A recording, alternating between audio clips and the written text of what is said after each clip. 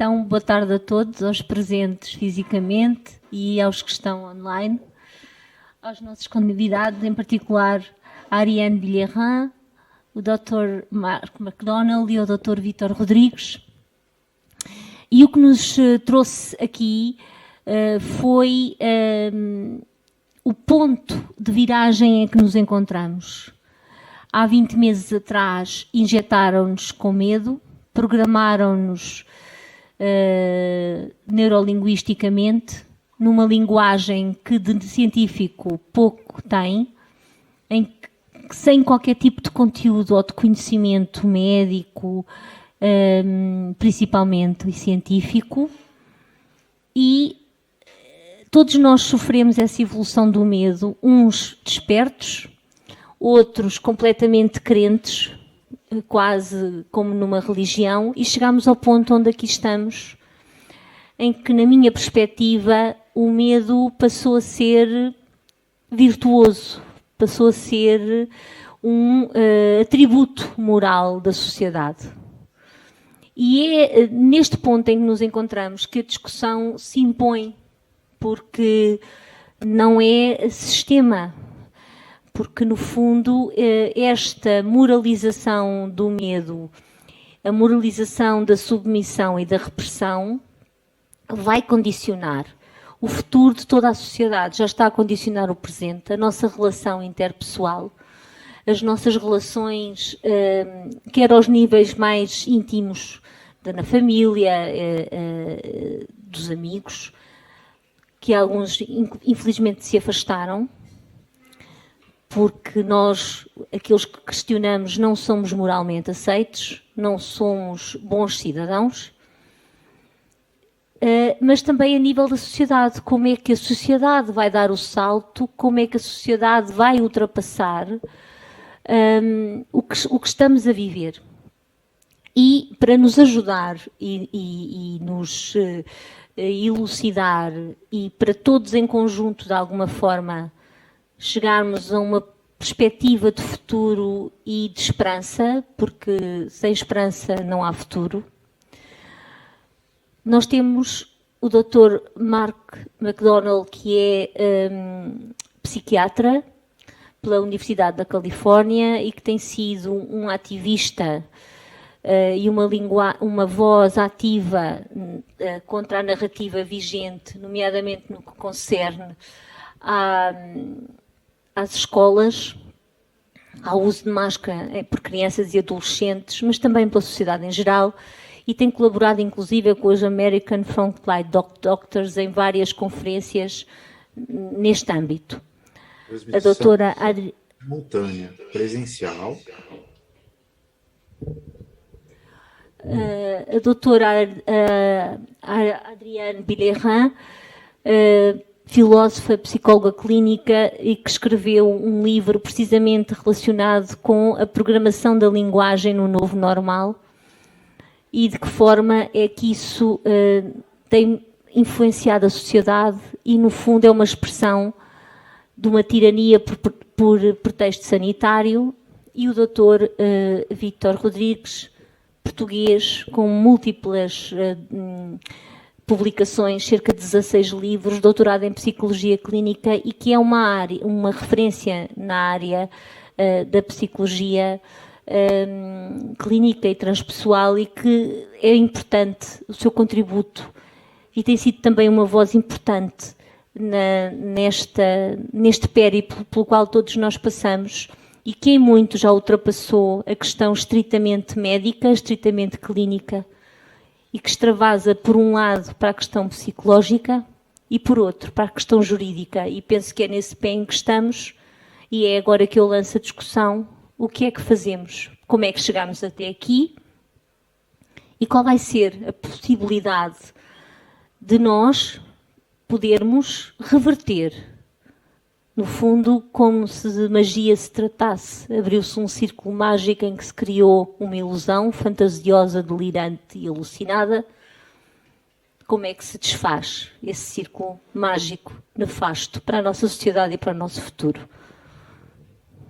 Passo a palavra, vamos começar pelas senhoras, talvez, para a doutora Ariane Vilera, bienvenue, merci beaucoup d'être Buenas ici. tardes a todos.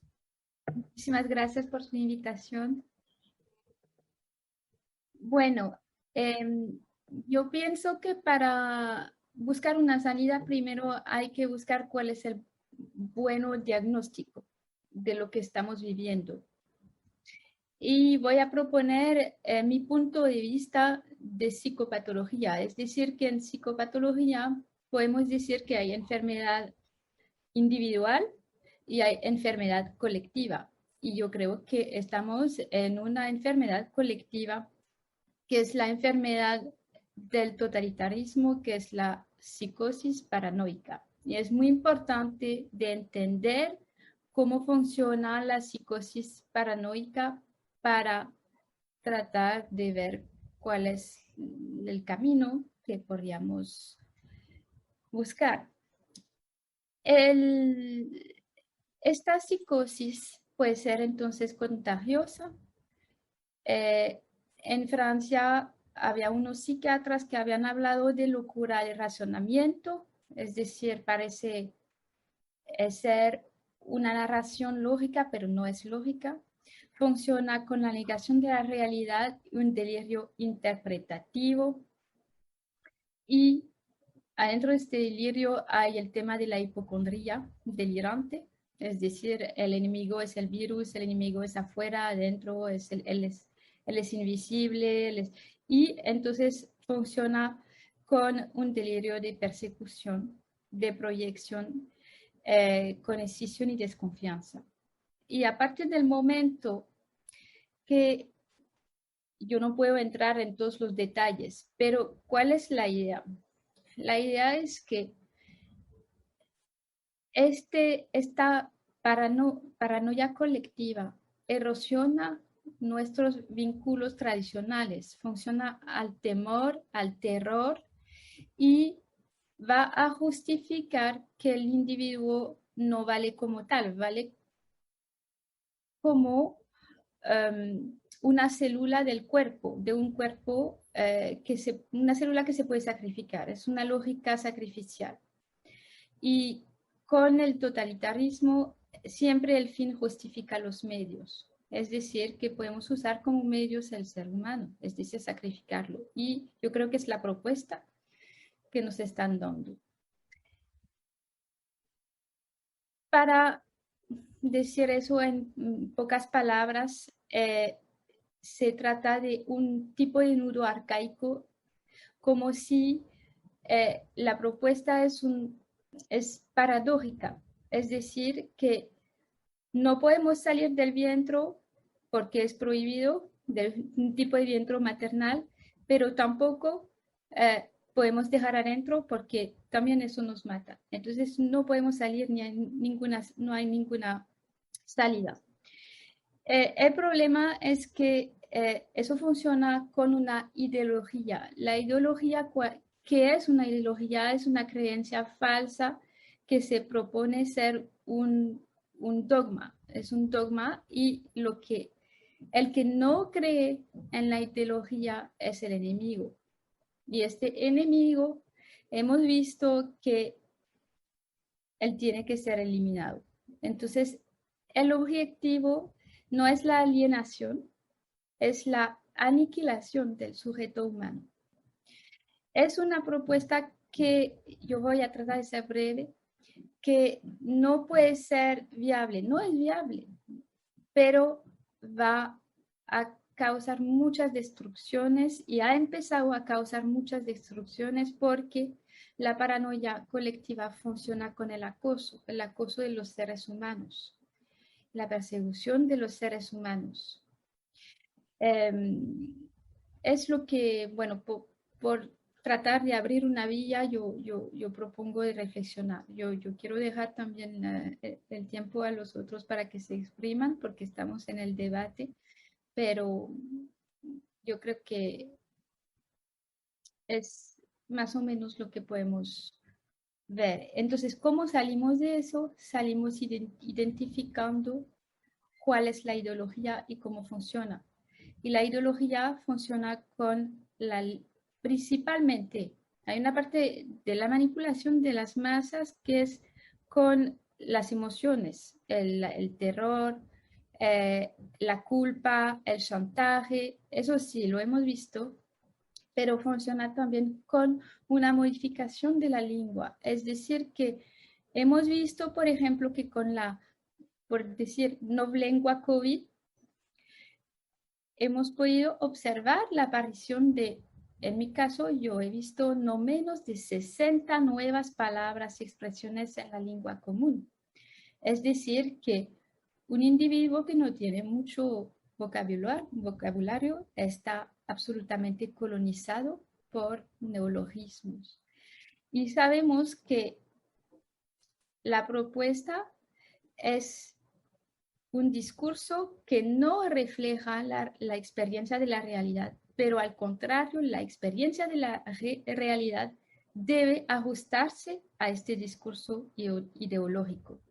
Entonces, yo creo que la salida tiene absolutamente que pasar por una decolonización de la lengua.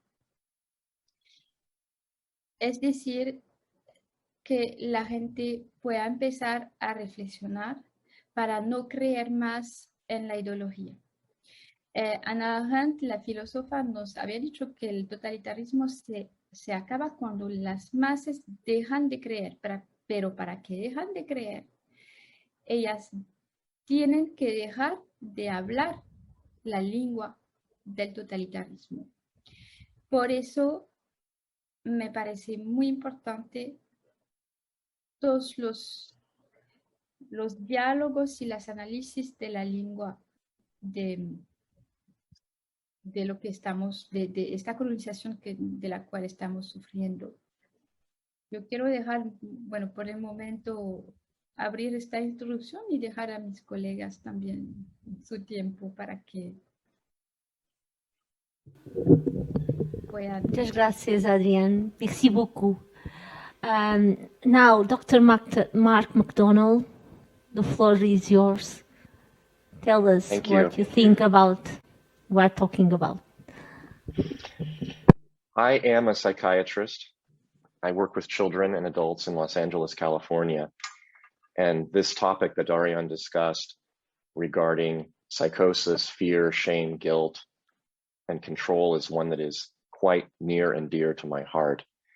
Just yesterday, a New York Times reporter, I should say a former New York Times reporter named Barry Weiss, published an article in which she said, fear has brought us into this pandemic. Courage will get us out of it. I believe that encapsulates much of what I have seen in the last 18 months and what I believe we will and must see in the next 18 months.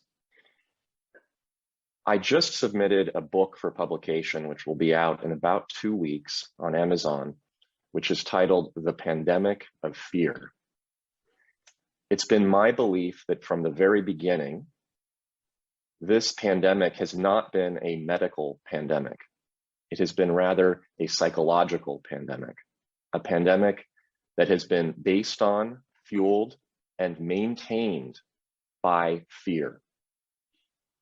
Fear has been the driving force of compliance.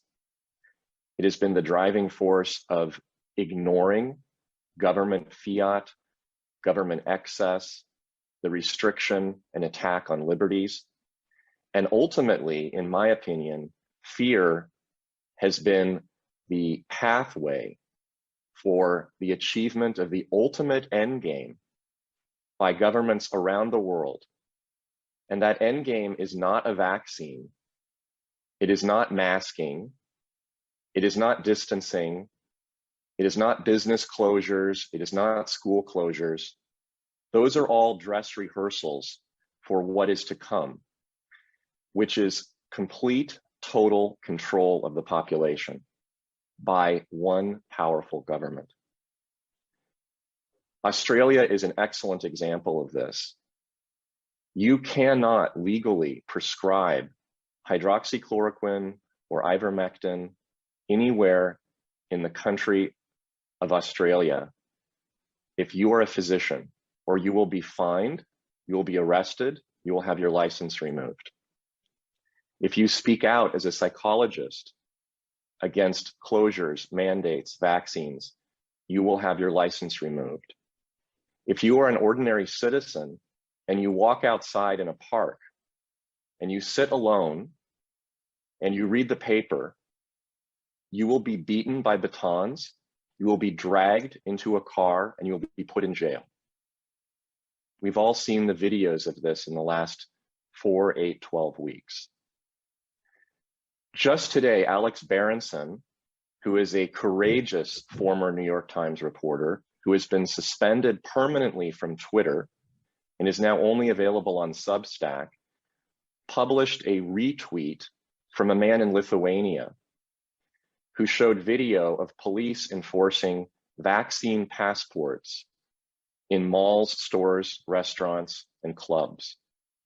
Lithuania engaged in a mass terror campaign to forcibly vaccinate over 75% of its population in the last 90 days. Since then, the case rate of infection in Lithuania between July and October has gone up 100-fold. This country is a prime example of the use of coercion, the use of force, the use of fear in order to control a population to the point where they can no longer and will no longer reject anything that the government requires of them. The question that I have been asking here in Los Angeles of my patients, of my citizens, has been this: what will you not say no to? Americans have not said no to school closures. They have not said no to business closures. They have not said no to mask mandates. They have not said no to vaccine requirements for adults. And they are not saying no to vaccine requirements for 12 to 16-year-olds, and very soon 5 to 12-year-olds, and soon after that, newborn babies and pregnant women. The government has acted as a ratchet. A ratchet is a tool that turns in one direction, and as it turns, it locks in a position that cannot be reversed. It goes slowly. It doesn't go all the way around to encase you, to lock you in, to essentially handcuff you in one moment. It clicks in, click by click by click. And our government in the US and most other governments in the Western world have been using this ratcheting effect as a way to encourage, coerce, and ultimately force compliance through these mandates. And the way that they have been able to do it is through fear. Any information that comes out from physicians, from citizens, that shows that and proves that, the reality is that we have no reason to be afraid from a medical point of view, none whatsoever. More people are surviving, fewer people are dying. We have incredibly effective early treatment that is safe, it is cheap, it is available. We do not need to be wearing masks, we do not need to be distancing, we do not need to be living in fear. Any information that proves that reality is banned, is censored, the speaker is canceled, the speaker is shunned, stigmatized, in some cases fined, in some cases arrested. If any truth comes out, and the truth is that we are all doing quite well medically, with very, very few exceptions, and most of those exceptions would be doing well if they had actually been treated properly, I mean, given appropriate interventions with supplements, medications, safe, effective treatments. If the truth came out that we are actually safe, this entire situation that we find ourselves in globally would end. It would be over. People would go back to work, people would go back to school, people would stop calling and reporting on their neighbors for violating rules. Nobody would have an incentive to continue to comply with irrational, destructive, harmful government mandates. And that, of course, is the great fear of government. Their fear is that our fear will disappear. So that's why I believe that attacking the fear is so important. When people are afraid, when they're terrorized, when they're traumatized, they cannot think. When somebody has just been hit by a car, she's lying on the road, blood is spurting out of her leg, she has a head injury, she can't carry a rational conversation. She's unable to think, she's unable to be rational. We have been re-traumatized every single day for over 18 months with flashing red lights of cases, hospitalizations, deaths. People are scared, and they're being scared intentionally in order to prevent them from thinking.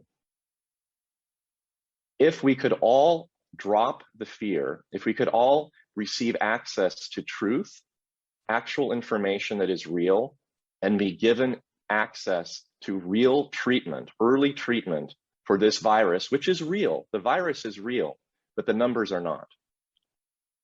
Then we could move forward. Then we could get our lives back. Then we could start organizing against government overreach, against the corruption between government and large corporations and media, which I call the evil triad, the cabal of witches that has put a curse over our population and prevented us from thinking. And we could receive our liberty back. I've been surprised and quite disappointed by the failure to display the courage that is needed in the Anglophone world. Israel, New Zealand, the UK, Canada, and the United States are probably the most embarrassing countries in the entire world on this front. The citizens of these countries have been incredibly weak, incredibly compliant, and incredibly embarrassing to me.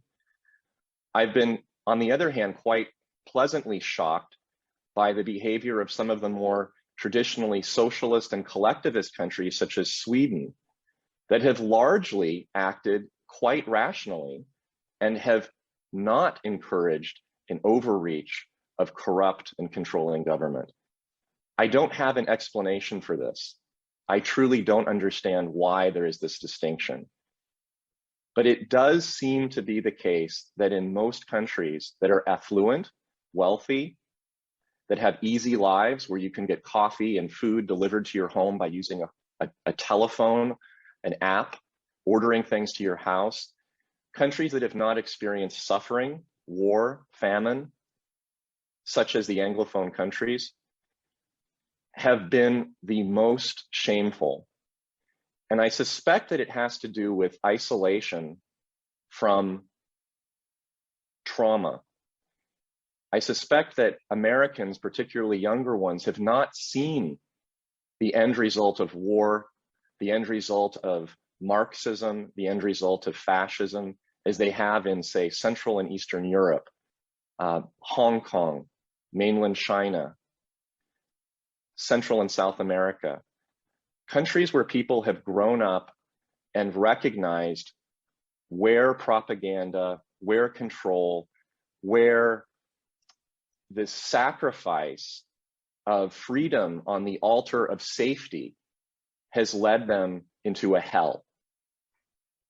Every single totalitarian country in the 20th century, without exception, has first abrogated and removed the freedom of speech. That is the first right that is always removed by a dictator. Next, they have announced a crisis.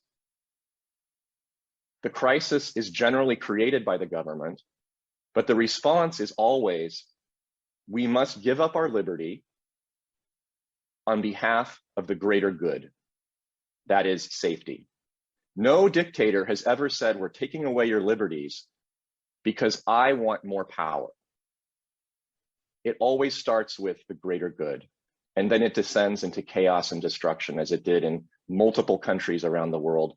Venezuela is one of the most recent examples. How do we get out of this? What is the way out? I am asked this question frequently, and my answer now is this. Every individual must be willing to take a risk. If we cannot allow ourselves to risk something small today, and that could mean the lack of support of our neighbors, it could mean the requirement to homeschool our children, it could be the loss of a job, it could be the loss of a license if we're a professional.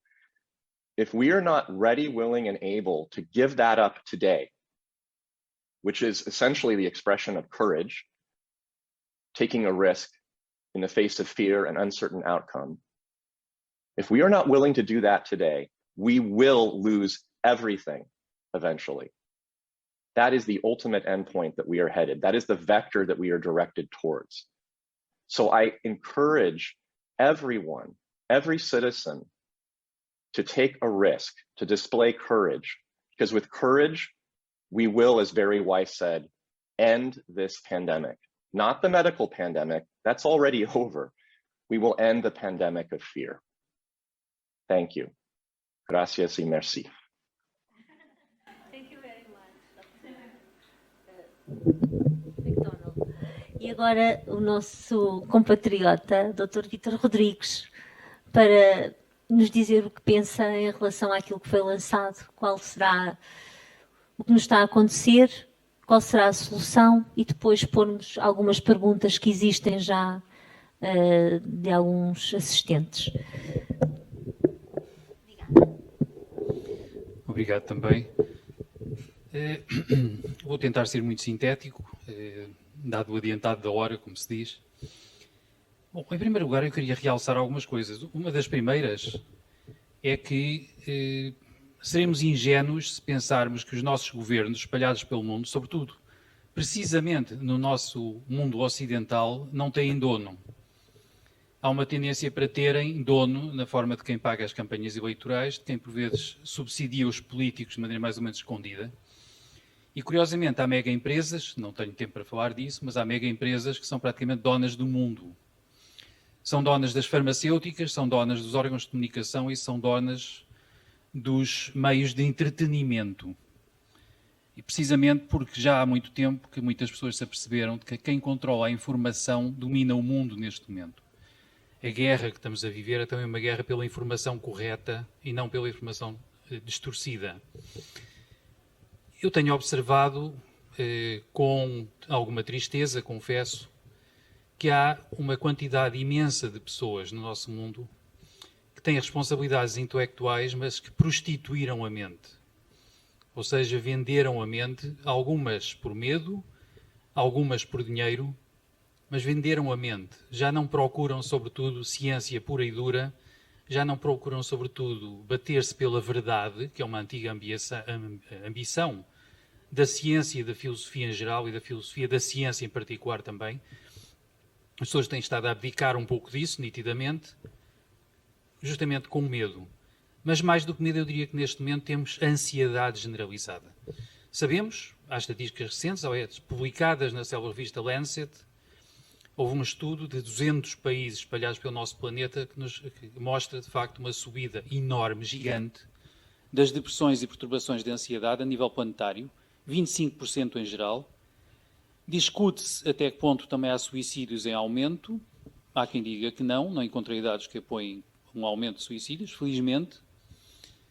A não ser, bom, em áreas particulares sei que existe um aumento de suicídios. De qualquer modo, quando falamos em ansiedade, falamos de certo modo num medo difuso. Os animais não têm ansiedade, têm medo. Geralmente têm uma ameaça concreta à frente, assustam-se com ela, reagem a ela. E quando a ameaça desaparece, que nós saibamos, os animais dificilmente pensam nela. Nós somos bombardeados com um tipo de informação e manipulação que nos mantém constantemente a recordar-nos das ameaças. Quando eu caminho na rua e vejo uma pessoa de máscara, quase que instintivamente eu tenho aquela sensação de estranheza, mas também quase que respiro de outra maneira, não vai ela contagiar-me. Porque ela lembra-me do raio da pandemia. Portanto, esta questão de toda a gente andar de máscara, um pouco entre a ansiedade e o medo, de facto, porque também há coisas concretas como a imagem da máscara à frente do nosso nariz, não é? Isto recorda-nos, é um auxiliar de memória constante de que existe uma ameaça. Neste momento é também uma ameaça à nossa liberdade, à nossa carteira, ao nosso bem-estar e assim por diante. Também observo que os nossos governos lembram-se de nos aterrorizar constantemente, mas esquecem-se de apoiar as populações, nomeadamente em termos psicológicos, talvez porque isso lhes convém. Talvez porque isso convém às mega empresas que têm os fios que comandam os governos. Ora bem, a ansiedade em termos gerais produz danos severíssimos na saúde das pessoas. A ansiedade prolongada torna-se esse stress crónico, está associado a isto, é disso que estamos a falar, produz um aumento generalizado da inflamação no organismo das pessoas. O aumento generalizado da inflamação não só as torna mais frágeis perante viroses, como também as torna mais frágeis perante doenças de foro oncológico, artrítico, diabético e assim por diante. Portanto, há uma fragilidade generalizada nas populações que está a ser imposta e claro que já estamos a pagar e iremos pagar a fatura disto. Portanto, há realmente aqui uma espécie de atentado e de crime contra a humanidade, de natureza psicológica, que está a ser cometido um pouco por toda a parte. Mas eu vou permitir-me talvez saltar rapidamente para uma questão, além de, em vez de tentar analisar os detalhes do modo como esta ansiedade generalizada está a ser infligida e sustentada. Já se falou um pouco disso, felizmente. Gostava de saltar um pouco também na direção das soluções. Feliz ou infelizmente, acho que realmente concordo com o que também já foi dito. Depende muito da nossa coragem, depende muito da nossa capacidade para correr riscos. E sempre foi assim, historicamente.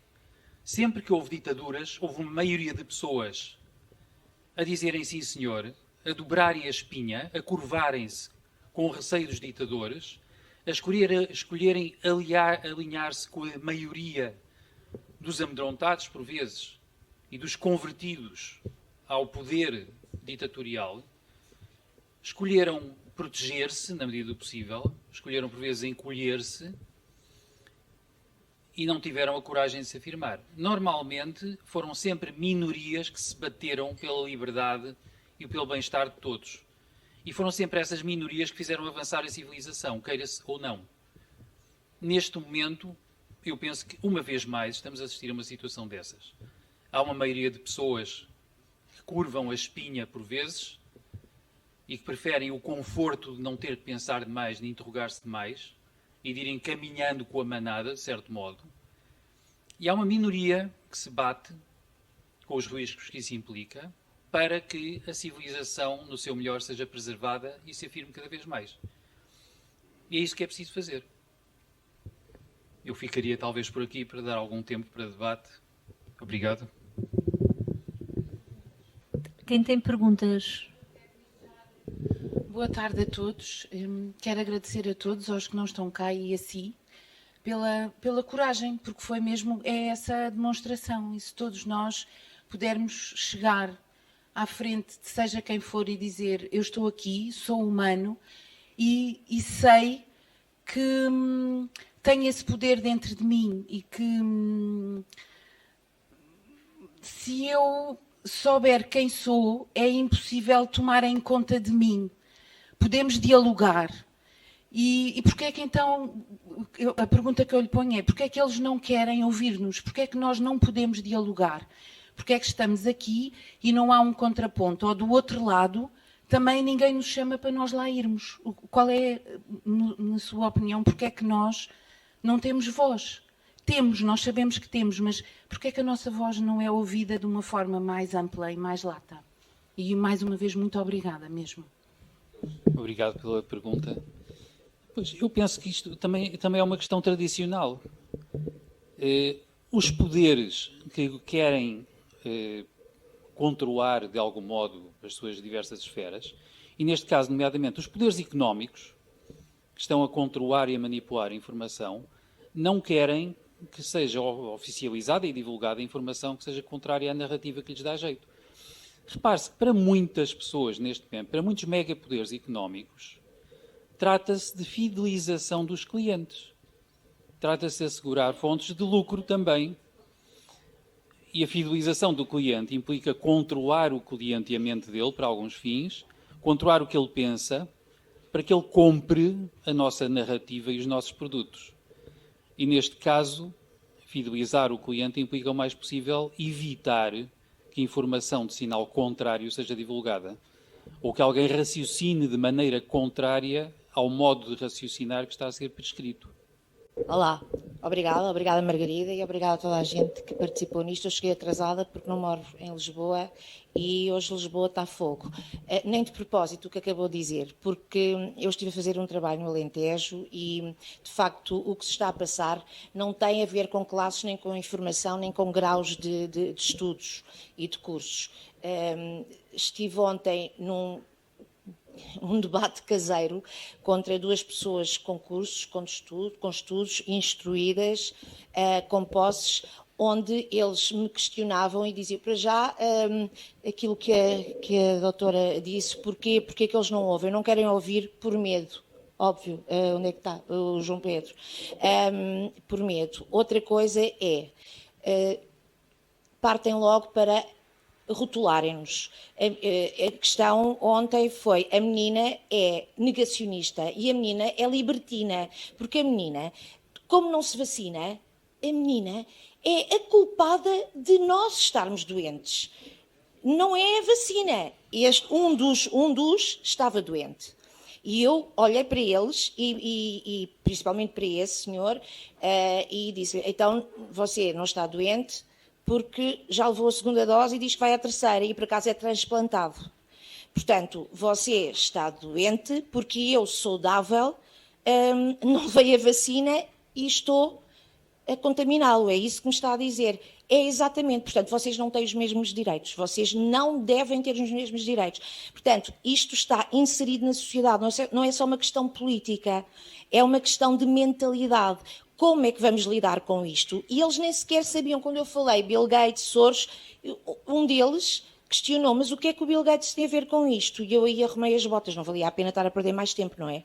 Portanto, como é que se vai resolver este assunto? Porque isto não é só uma questão de desinformação, tem a ver que com pessoas que têm acesso à informação não quererem ser informadas, porque acham que temos mesmo que ser vacinados e os saudáveis são os culpados disto tudo. Ariane, s'il vous plaît, importa-se de responder? Gracias por la Te pregunta. respondo? Yo pienso que no se trata de voluntad. Se trata de poder psíquicamente asumir la violencia de los choques traumáticos. Es decir, hay algo que se llama en psicopatología mecanismos de defensa. Por ejemplo, la negación de una situación, la trivialización, por decir, cuando hay algo grave, decir, bueno, no es tan grave. El olvido, la amnesia en caso de traumatismo. Y eso tiene que ver con la amplitud del shock traumático y la repetición de los choques traumáticos. Entonces, por decir, hay algunas psiques que son tan vulnerables que no son capaces de imaginar la violencia de lo que se está ocurriendo. Y entonces se van a escapar, se van a refugiarse en la narración ideológica que de este poder para evitar este conflicto que esas personas tendrían de ver la realidad. Porque al final, de pronto, ver este conflicto sería tan grave para ellas que se podrían destruir en depresión grave o en decompensación. Entonces, eso es el problema. No se trata de se trata de traumatismo, de disociación traumática. Entonces, a esas personas, lo que va a pasar es que, es por decir, si no quieres ver una puerta frente de ti, te vas a dar cuenta cuando tú te vas a golpear con esta puerta. Es decir, que la realidad de la experiencia que es negada por la ideología, la la narración del poeta, esa persona van a tener que sufrir en la realidad, en el experimentación de la realidad para abrir los ojos. Y es lo que es absolutamente horrible. Por eso que no se puede hablar. Porque se trata de eso, se compra más. Eu queria colocar uma questão. Gostava de falar sobre as crianças que têm sido grandes afetadas durante esta pandemia.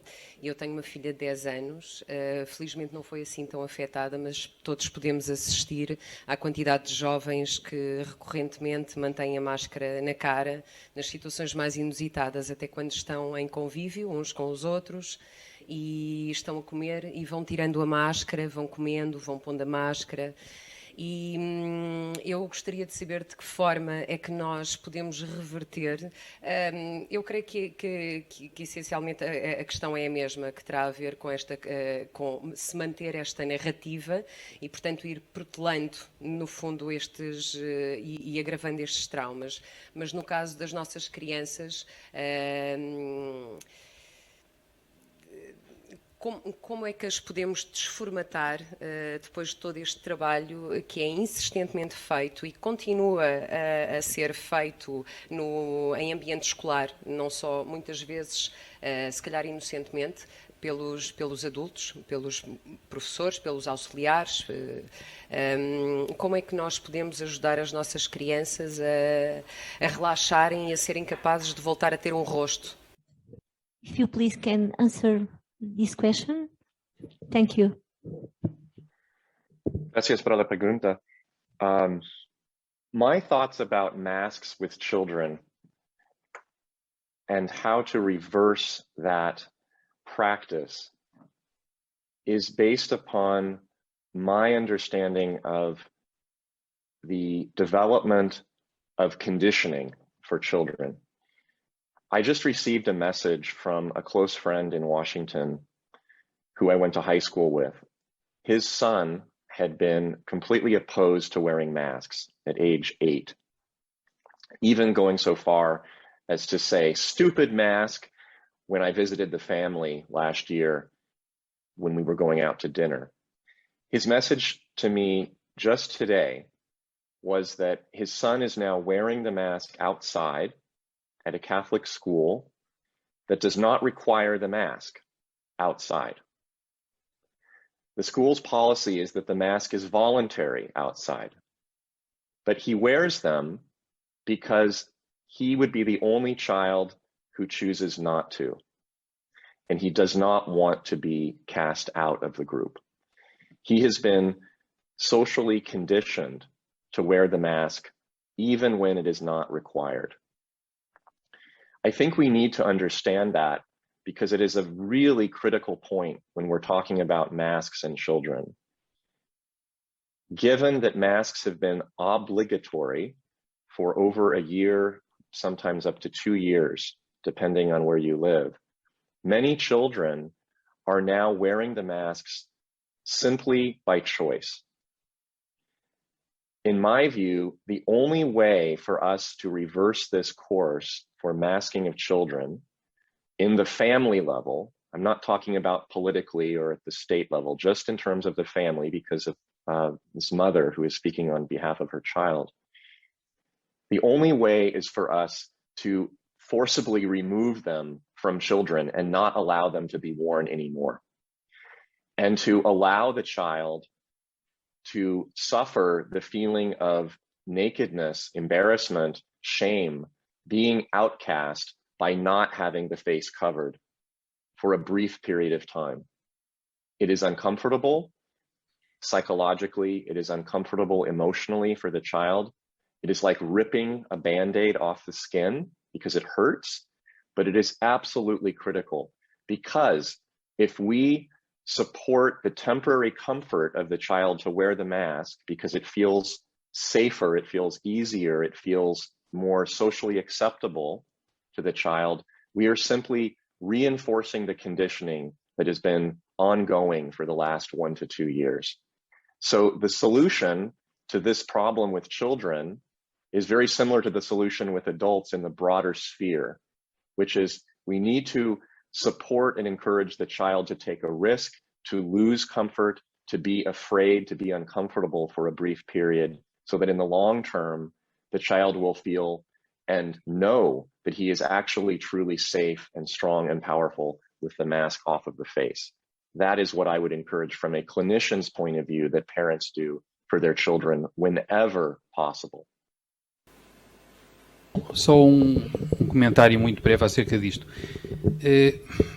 É bom também termos em conta que as nossas crianças e adolescentes cresceram já num ambiente de informação veiculada sobretudo por meios informáticos e pela TV. É muito a fonte primária que vão buscar e por isso são ainda mais sensíveis, se calhar, ao condicionamento que está a ser imposto que os adultos até. Muitos adultos têm hábitos mentais, apesar de tudo, um pouco diferentes. Por outro lado, de facto é verdade que as crianças e os adolescentes sentem uma necessidade imensa de pertencer ao grupo. A filha de uma amiga minha disse recentemente à mãe: eu prefiro morrer a ser excluída do grupo e para fazer parte do grupo eu sou obrigada a ser vacinada. Não queria, mas vou ser obrigada a ser vacinada. E fez-se vacinar por causa disso e não por nenhuma outra razão. Portanto, quis pertencer, teve medo de não pertencer. E isto está, de facto, a acontecer também. As crianças e os adolescentes estão a reagir desta maneira, de maneira massiva, e precisam de sentir, de algum modo, julgo eu, por parte das famílias, que têm o seu apoio, têm o seu ninho incondicionalmente, e, se possível, que têm pais corajosos. Pois, eu concordo com tudo o que foi dito. Eu penso que as crianças são sempre um bocadinho o reflexo dos pais que têm e da sociedade em questão. E sim, nós estamos aliás, eu penso, inclusive, na minha desta opinião e percepção, de que toda esta reprogramação de toda uma mentalidade social foi possível porque foi um terreno que veio sendo preparado ao longo de muitos anos. O imediato, o parecer, a necessidade de pertença sem conteúdo, a aparência, e isso é transversal a toda a sociedade, a todos os níveis sociais e económicos, e talvez mais notório, inclusive, em níveis de diferenciação intelectual mais elevados, porque a necessidade de aceitação é diretamente proporcional à aceitação social e à projeção social e cultural que os indivíduos têm. Claro que eu penso que será pela dor que a situação se reverterá. E até acredito que, a dada altura, por uma questão de exaustão e de cansaço, os pais comecem a baixar a guarda, mas os filhos vão continuar a ser eles os rigorosos. Isto já se assistia um pouco, por exemplo, em pais com hábitos tabágicos. Eu não tenho filhos, mas sou casada com um grande fumador. E os nossos afilhados, que já são homens feitos, neste momento são adultos com idades próximas dos 30 anos, os nossos afilhados mais velhos, quando eram adolescentes e jovens adultos, às vezes eram absolutamente críticos em relação aos comportamentos do padrinho, com uma autoridade e um moralismo que chegavam a ser ofensivos. Portanto, isso vai acontecer. Eu julgo que, inclusive, os pais vão despertar primeiro e vão ter um árduo trabalho em reverter o tal processo, o tal círculo mágico gerado de necessidade de pertença, de ilusão, de imortalidade, de importância e da ausência de importância de ser o salvador do avô, da família e até da sociedade, e da necessidade absoluta da ausência de culpa. Eu penso que isto é uma coisa que está muito enraizada e que vai continuar nas camadas mais jovens, a não ser naqueles que já estão inseridos numa família que ela, por si, já é um bocadinho corajosa e já luta contra esta narrativa há muito tempo. E os miúdos sentem isso em casa, mas depois não sentem isso na escola nem nos grupos sociais e estão em conflito. Eu aqui há um tempo, quando começou a campanha de vacinação e foi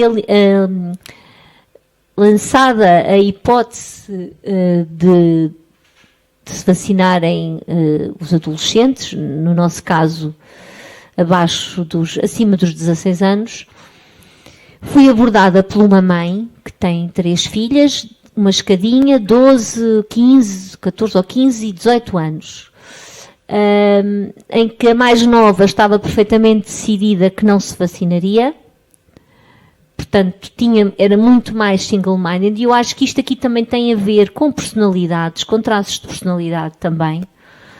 A mais velha estava absolutamente decidida a vacinar-se pela relação que tinha com o namorado e pela relação que tinha de amizade e de socialização com os seus amigos, portanto estava irredutível. E a única que tinha dúvidas e que estava em conflito era da idade intermédia, dos 14, 15 anos, já não me recordo exatamente a idade.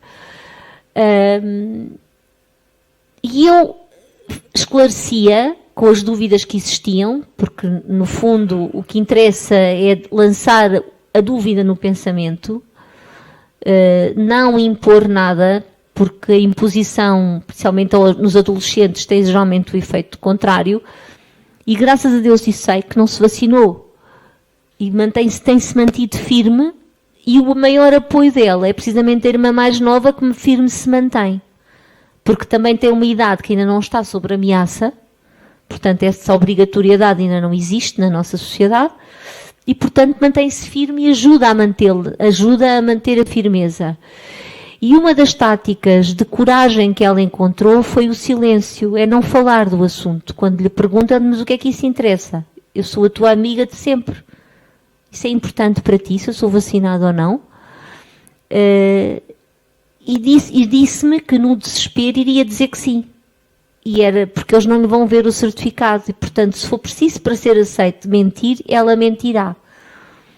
Isto remete-me para uma pergunta que talvez fosse importante fazer no fim e que lançarei aos nossos convidados, se a quiserem responder, que é, muito bem, nós vamos sair disto, não há nada impermanente, tudo é impermanente na vida. Havemos de arranjar uma solução, mesmo sendo minoritários, e eu acho que o caminho começa por aqui. Mas há uma pergunta, que sequelas vão ficar na sociedade? É que elas já estão a ser vistas a nível físico. Já existem mais infecções respiratórias, por exemplo, pelos streptococcus em crianças, pelo uso indiscriminado e contínuo de máscaras. As pessoas estão de facto a ficar mais doentes, em parte devido à ansiedade crónica e à acidificação do organismo que essa ansiedade crónica provoca. Vão aumentar os cancros, vão aumentar as doenças autoimunes, só por isso, não é preciso por mais nada, e vão aumentar as incidências de infecções agudas respiratórias por este ou por outro vírus qualquer. Mas também que sequelas vão ficar de uma campanha de vacinação, quer por ela em si, portanto pelos efeitos biológicos que já se conhecem da mesma, mas também pelos efeitos da coerção, pelos efeitos da reprogramação da mentalidade, e a única coisa que sequelas ficam físicas e que sequelas vão ficar, sim, psicológicas, que são uma incógnita. E de que forma é que a sociedade vai ser no futuro, porque eu não acredito que volte a ser o que era antes. Havia mais alguém a querer fazer? A minha? Sim. Então, Ariane, and after Dr. Mark McDonald, se não se importassem de responder com que sequelas vamos ficar no futuro. O que é que vos parece? Que sequelas poderão ficar na sociedade? A sociedade vai ser igual ao que era antes da pandemia ou vamos ter uma nova sociedade e uma nova mentalidade com novas doenças? Quero antes adjuntar algo acerca de los niños obviamente estoy totalmente de acuerdo con todo que se ha dicho, sino que yo quiero adjuntar la parte de seguridad emocional, de lo que se puede trabajar con los niños, porque realmente hace más de 18 meses estamos en una cárcel psíquica, es decir, que hay algo totalmente obsesivo y los niños no tienen su infancia como tienen que tenerla. ¿Cuál es uno de los propósitos de la infancia? Es desarrollar la seguridad emocional y también la parte imaginativa, porque esta parte les va a ayudar a escaparse y a buscar unos recursos muy importantes para ellos. Entonces, es como un tipo de opción que yo digo para los padres, es salir del tema sanitario con sus hijos, hablar de otras cosas, desarrollar realmente su infancia, sus conocimientos, su parte imaginaria con los cuentos y todo, que es muy importante para que, aunque el ambiente general esté totalitaria, ellos puedan desarrollar una parte que sea un poquito preservada de este ambiente. Eso es lo primero. Yo quiero también como adjuntar algo a todo que ha dicho el doctor McDonald, que dice a la gente de combatir su miedo porque va a ser peor. Yo quiero adjuntar una información que a mí me parece importantísima, que la persecución de los opositores es solamente al inicio, es decir, que después todo el mundo va a ser perseguido, que ha hecho, que ha sido obediente o no. Es decir, que hay que reaccionar, hay que absolutamente combatir este miedo, porque la persecución del sistema del totalitarismo va a perseguir a absolutamente todos los ciudadanos, obedientes o no, porque es un régimen político arbitrario y él funciona con eso para mantenerse al poder. Entonces, como todos, vamos a ser perseguidos a menos que sea por una razón. Eso es lo que quiero adjuntar. Sobre las secuelas, yo quiero insistir sobre lo que se llama el conflicto de lealtad. El conflicto de lealtad es el modo de manipulación más potente que existe. Es decir, es poner a la gente en situación de elegir entre dos cosas que no pueden, ellos no pueden hacer esta elección. Es decir, si yo digo, bueno, dígame, elige entre tu hija y tu hijo. Es imposible, pero el totalitarismo funciona con eso. Es decir, elige entre tu salud y tu muerte social o la pérdida de tu trabajo. Es una elección que no se puede hacer. Hay que identificar este conflicto de lealtad porque eso sí da secuelas bastante grandes, porque eso pone a la persona en una situación de ser absolutamente impotente y más de sentirse culpable porque ha elegido algo que no quisiera elegir y que está imposible de elegir. Y el segundo punto es la división en dos clanos. Eso es totalmente algo paranoico, es decir, hay el clano del bien y el clano del mal y vamos a hacer que esos dos clanos se afrentan. Eso puede dar a futuro una guerra civil. Eso puede ser de este nivel de violencia.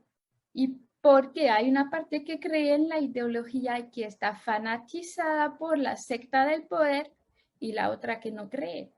Entonces cada una va a dar la responsabilidad o acusar a la otra. Y entonces eso se llama dividir para reinar. Y es muy importante, para mí es la secuela más grave que podemos tener en la sociedad. Y es muy importante de identificarla y de tratar de prevenirla. Bueno, gracias.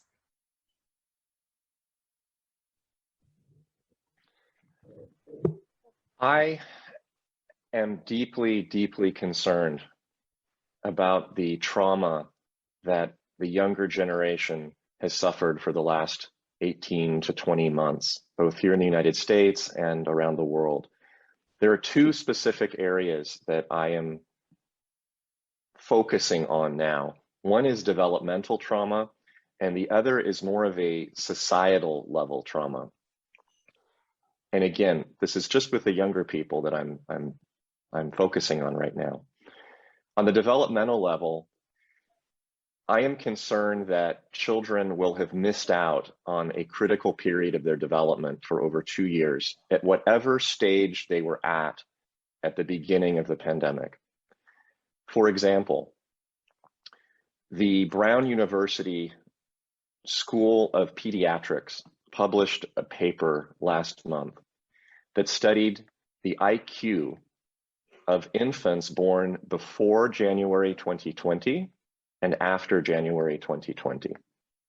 What they found was that infants born after January 2020, by age 1.5 or 2 years old, showed a 20-point drop in IQ compared to infants born before January 2020. Therefore, the effect of blocking normal development for almost 2 years in newborn babies has already made babies stupid. What will happen as this continues? How much more stupid will they become? What about children that are already 3, 5, 8, 10, 12, 14 years old? What developmental skills will they have lost after 2, 3, 4, God knows how many years of this nonsense? I have children in my practice who cannot separate from their mothers because they are scared. They cannot sleep over at their friends' houses because they are anxious. They are now wetting their beds again.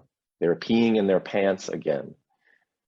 They cannot have conversations at the appropriate developmental level with their friends. They cannot ask girls on dates. They cannot interview for jobs. They are essentially socially handicapped. And I don't know if it's recoverable.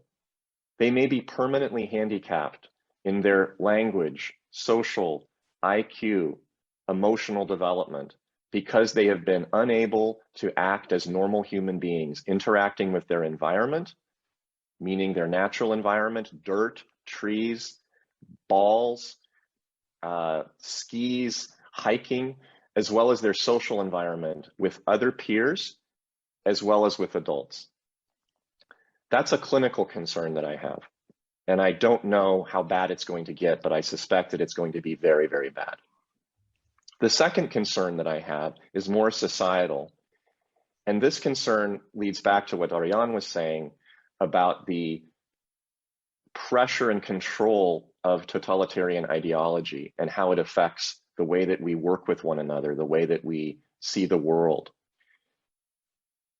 Yesterday, a report was published based on interviews with college students in the United States. 75% of the students that were interviewed in university said that they would report a professor who said something that made them feel offended. This is exactly how China and the Soviet Union developed their control over the population. It was by encouraging child to inform on parent, student to inform on teacher, brother to inform on sister, to report breaches of government policy to authorities who would then punish the offender. When you have parallel, mutual enforcement of government law, not top down, but right and left, you don't need an army, you don't need a police force, you just need a reporting system. And then we will self-police as citizens. This is deeply, deeply disturbing to me. It is terrifying. I'm already seeing it happening in small children. I know of one child who was, I believe, 10 or 12 years old, who went into a store with her mother, a pharmacy, The mother was not wearing her mask. She had it under her chin. And the daughter instinctively said to her, "Mom, put your mask on. Stop being Trumpy." Now, the word Trumpy is a shorthand version of Donald Trump-like. This girl had learned through her school that those who do not wear masks are like Donald Trump, i.e., they're bad people, they're fascists, they're anti-everything. It's shorthand for you're a bad person. I don't think she even knows who Donald Trump is. I don't think she's even political, but she has learned that you can attack your mother who does not behave. I could go on forever with examples of this. My point, though, is that at whatever age, whether it's a young child or a young adult, the fact that we have used propaganda, intimidation, fear, reprogramming to such a degree by government and media that children are no longer able to think for themselves. They are no longer to pledge their loyalty first to their family, then to their community, then to the state ultimately. But the reverse, it first starts at the state and then it works its way backwards. That is a very, very dangerous road to begin to go down. And my opinion, based on my observations this past 2 years and based on my understanding of psychology and history, is that governments who want to take over their population and control them always start by attacking the connections and bonds between family and community.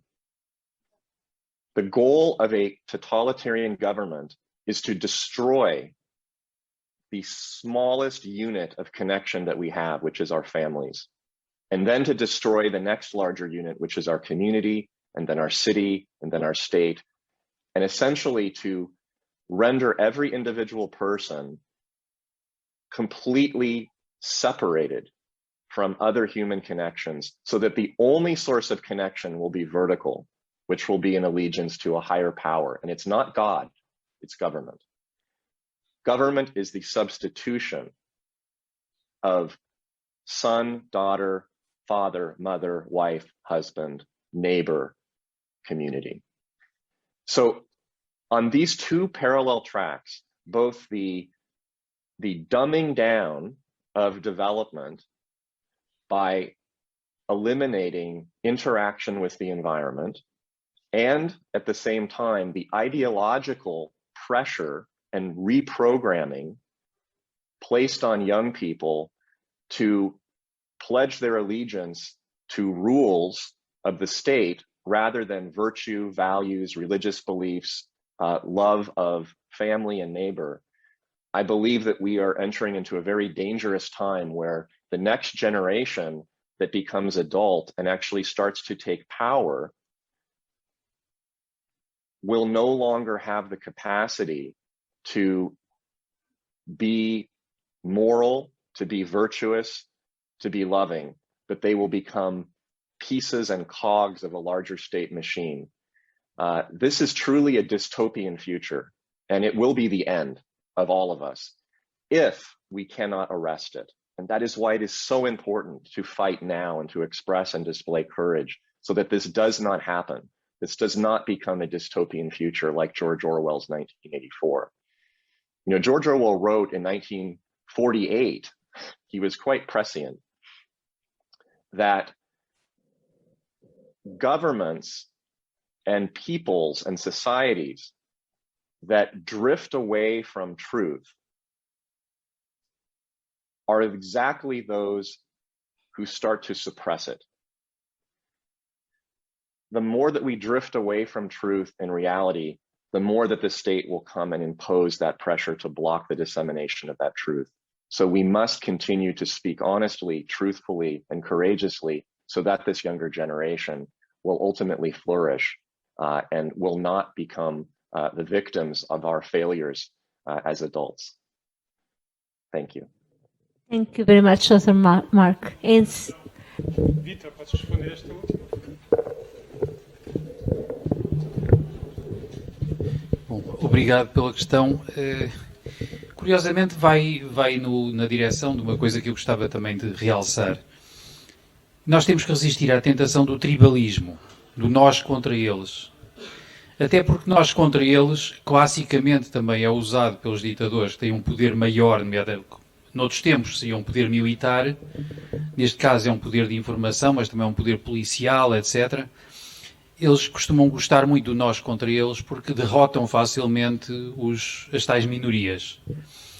Eu penso que é muito mais inteligente, emocionalmente falando, e é muito mais civilizado, em vez de sermos nós contra eles, sermos nós a favor da democracia, da civilização, da liberdade, do bem-estar coletivo, da saúde mental e fisiológica de toda a gente.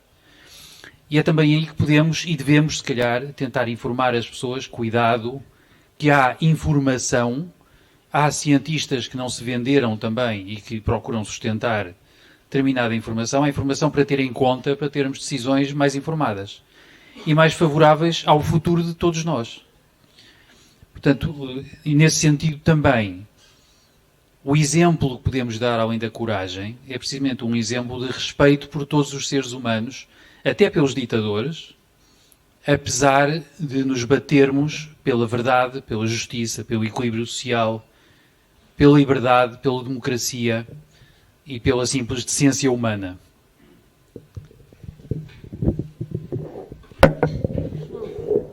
João Pedro, queres fazer a última pergunta?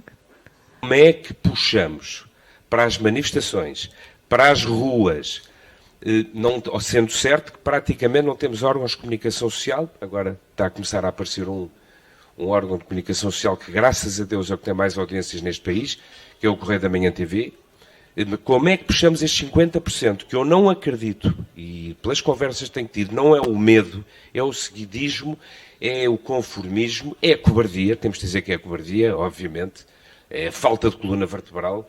Isto é um país onde não há homens, portanto, aliás, eu vejo nas nossas manifestações 75% são mulheres. Eu pergunto, se Portugal não fizesse parte de duas associações criminosas, que é a União Europeia e a NATO, se tivéssemos uma guerra, onde é que havia homens para combater? Tínhamos que recrutar as mulheres, porque homens não há. Portanto, termino com uma exposição tão longa. Como é que puxamos estas pessoas, que já não é medo, porque já não é minimamente entendível em termos da mais elementar lógica ou racionalidade, já sei que me vai dizer que isto aqui não tem nada a ver com lógica nem racionalidade, mas ao fim de 21 meses, ou ao fim de 22 meses, o medo já não é isto já não pode ser entendível. Temos que puxar, porque o poder está no povo. Temos que puxar para as ruas toda esta gente, que é um bocadinho aquilo que se passa por todos os países. Portanto, como é que puxamos esta gente para a rua? Bom, feliz ou infelizmente, eu vou basear um bocadinho no exemplo recente que nós tivemos de uma pessoa que apareceu numa manhã de nevoeiro, um certo Gouveia e Melo, que veio chefiar a luta feroz contra o vírus malvado e que veio acompanhado com disc-jockeys e tudo o resto, que talvez um equivalente especial de marchas militares, encaminhar a população e a juventude nessa gloriosa luta. As pessoas, apesar de tudo, continuam a gostar muito de ícones, de imagens de referência, de pessoas fortes, pessoas carismáticas que se afirmem. Também precisamos um pouco disso e, se calhar, precisamos de muita informação, de alta qualidade, mas também de pessoas, sobretudo neste caso, de grupos de pessoas que se batam com toda a força pela democracia e que se apresentem publicamente. Como já vai havendo, mas precisamos de mais disso, julgo eu.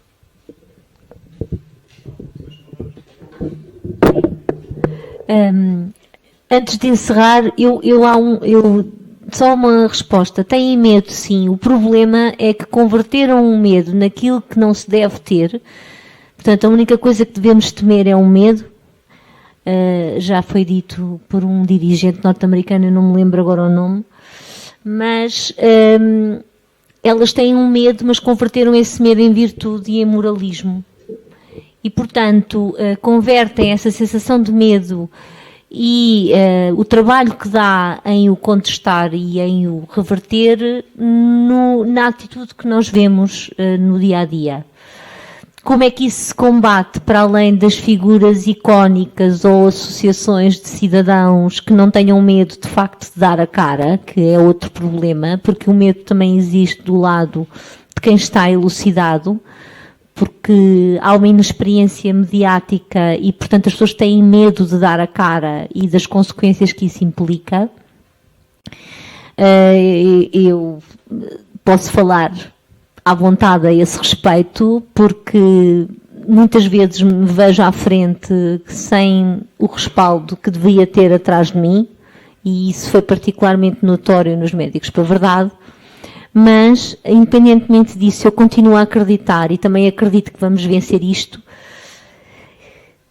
mas é sempre pela coerência, como nós até já falámos, João, a coerência, manter a dúvida, manter a elucidação, nunca desistir, manter a integridade e a coragem e a coerência e a elucidação e a dúvida e nunca desistir, de cabeça erguida, sem medo, olhá-los olhos nos olhos cada vez que nos encaram de máscara e nós estamos sem ela à saída de uma pastelaria pública em que te identificam e te reconhecem, olhos nos olhos, coerência, sem medo, coragem, elucidação, fidedigna, não fantasiosa, fidedigna, aquilo que nós podemos de facto demonstrar por estudos e perseverar. E eu acho que porque água mole em pedra dura sempre deu frutos e sempre fez a erosão do que não interessava e das arestas, nós vamos vencer assim. Figuras icónicas, a gente pede para se virem juntar a nós se à primeira revoada e à primeira vaga de insultos e de perseguição essas figuras icónicas desistem. É um bocadinho difícil de as angariar e, portanto, vamos ser nós a tornar-nos os icónicos. Simples, João. Nós vamos passar a ser as figuras icónicas. É a única solução que eu encontro. Não, mas é que eu concordo com o Dr. Vítor que era importante, porque de certeza que há figuras icónicas. Pronto, tudo bem, mas era importante ter uma, duas, três, quatro figuras icónicas que no fundo, de alguma forma indireta, porque as pessoas precisam desse tipo de fantasia, te validassem, porque tu és um anónimo, eu sou uma pessoa anónima, nós éramos pessoas simples, comuns no passado. Mas se não existirem, vamos nós tornar-nos, porque ao fim de 20 meses nós já somos icónicos e, portanto, já começamos a ser figuras públicas e de referência e não vale a pena estar com meias tintas nem com falsas modéstias, porque é o que é, para o bem e para o mal, e as consequências no que me diz respeito eu já as sofri. Portanto, agora também tenho o direito de arvorar para mim que já sou uma figura icónica e que me mantenho coerente, que me mantenho na luta, que sempre disse o mesmo, que tudo aquilo que eu digo se prova, se comprova. Eu disse que iam aumentar e disparar as mortes por causa cardiovascular, em idades pouco prováveis, ou até mesmo em idades em que elas ocorriam esporadicamente e que agora ocorrem frequentemente, sem que para isso os fatores de risco se modificassem. Estão aí. Os números em Portugal eles não aparecem, mas em Inglaterra, por exemplo, estão aí, foram publicados recentemente, com grande espanto na imprensa mainstream. O que é que aconteceu, o que é que está a acontecer, que está a morrer mais gente de infarto, de ABC e por aí fora. Portanto, tudo se prova coerência, integridade, perseverança. E pronto, vou terminar. Para terminar, quero agradecer a todos os presentes, aos nossos convidados especiais, o Dr. Marco MacDonald, a Ariane Bilherrin, ao Dr. Vítor Rodrigues pelo seu contributo, pela elucidação, por nos terem aberto várias perspectivas, várias pistas, por nos terem ensinado. Muito obrigada e até breve.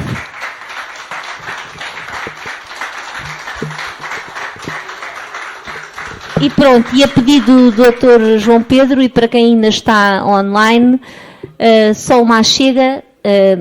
Existe, como eu disse no início, na introdução, um trabalho de intervenção jurídica e de ação judicial a ser feito, um trabalho de bastidores, que não tem luzes, que não vai vir ao barulho das luzes, a não ser quando concretizado, e um deles é um processo de crime contra o bastonário da Ordem dos Médicos, no qual eu e outros médicos somos testemunhas, e para vos informar que quem o cidadão denunciante vai ser finalmente ouvido, no DIAP, não é, João?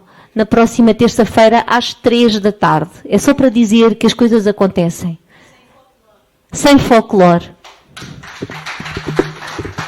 Obrigada a todos. Não sei se querem terminar só para a despedida com uma pequena palavra, Dr. Marco, Dr. Ariane e depois Dr. Vítor, por favor, e terminamos. Yo quiero decir que para mí la forma de superar el miedo, porque se trata de superar el miedo, es el amor. Es decir, es el amor de la humanidad, el amor para nuestros hijos, el amor para nuestros ancestros que combatieron para que tengamos esos derechos. Y yo pienso que hay que conectarse con este amor y es lo que para mí me da la fuerza de superar el miedo, porque el miedo está para todo el mundo. Entonces, el amor es mucho más potente que el miedo. Y quiero decirle gracias a todos. Muchas gracias. Merci beaucoup. Dr. Mark.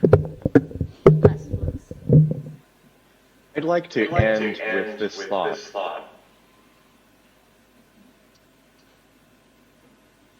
In the short term, the most helpful thing that you can do for yourself to support good health, both physically and emotionally, is to surround yourself with like-minded people. Just as Ariane said, love is more powerful than fear. I believe that there is a sustenance, there is a nutrition that you receive therapeutically, which helps your body and your mind by spending time with other people who are also living truthfully and in reality. We have been spending so much of our time fighting, expressing energy, giving out a force, a resistance to the fantasy, the theater, the false life that we surround ourselves with, that we are all exhausted. I know that I am exhausted most days.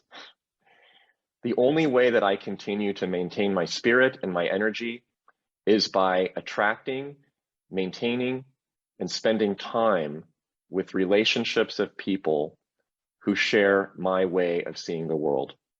That does not mean we have to agree on politics or on sports or on our favorite food or flavor of ice cream, but it does mean that we have to agree that we see the world for as it is, that we support and value truth and individual freedom first. If you can find people like that, and then you're doing that in your cafe, you're doing this at our conference, if you can succeed in that, I believe that you can sustain and maintain yourself through this crisis and see out the other end of this dark tunnel. That is my recommendation. I have followed it, and I encourage everyone else to, and I believe that it truly does help. Obrigado. Thank you very much. Bom, como já foi falada a questão do apoio social, do amor e tudo o resto, eu diria que é muito importante todos nós nos especializarmos cada vez mais em perguntas inconvenientes e irritantes acerca da pandemia, acerca do que os médicos sabem ou não, como por exemplo, quantas pessoas é que estão a morrer de cancro a mais por falta de assistência médica, onde é que vai parar este aumento de facto de uma perturbação generalizada da saúde mental a nível global, ou quantas mortes mais em consequência imediata das vacinas é que vão ser necessárias para pararmos de vacinar as pessoas de maneira forçada, este tipo de coisas. Mas pronto, é só esta recomendação. Obrigada a todos e continuamos nesta caminhada, todos juntos. Thank you very much. Merci beaucoup. À bientôt. See you soon. Adeus a todos. Até breve. Dr. Vítor, do fundo do coração. Obrigada. E obrigada à Aliança pela Saúde pelo convite. Esqueci-me de dizer que muito me honrou. Espero ter estado à altura, Bruno, não ter decepcionado ninguém. Obrigadíssima.